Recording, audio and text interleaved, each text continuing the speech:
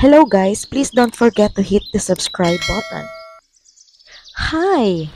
Magla-lunch buffet muna tayo dito sa floating restaurant dito po sa Bohol.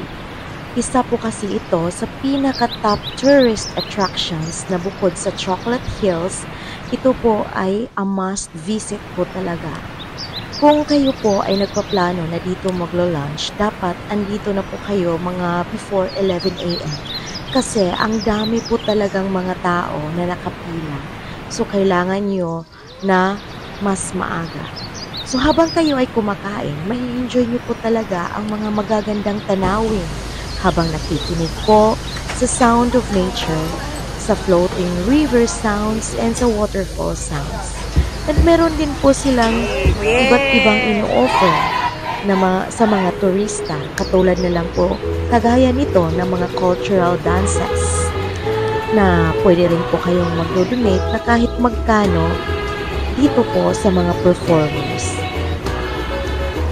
Iba po talaga ang Bohol na bukod po sa Chocolate Hills, sa man-made forest, itong floating restaurant o river cruise ay dapat niyo po talagang mag-experience.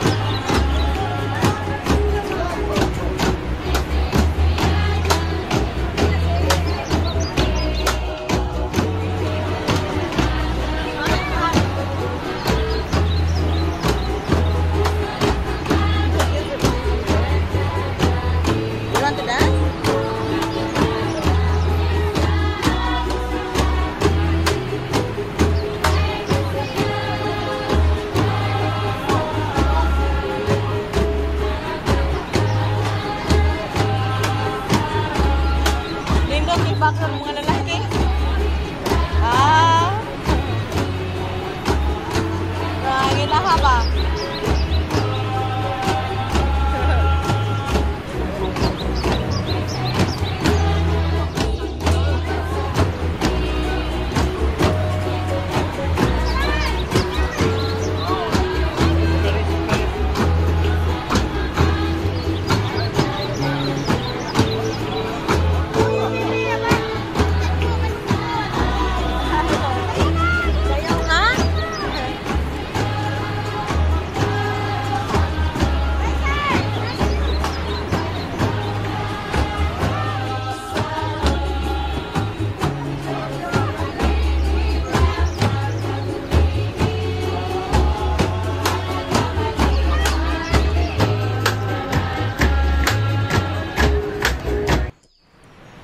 So, ayun na nga guys, na-enjoy ko talaga itong moment na to.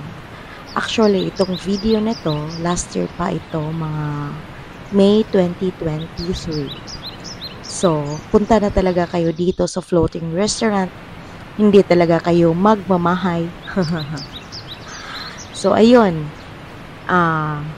Pwede kayong mo-join dito sa mga performers na libre. Anyway, ang hirap pala kasing magtagalog. So, huwag niyong kalimutan ha, mag-subscribe, i-like, mag-comment, and i-share itong video na to. Babush! See you next time! See you next time!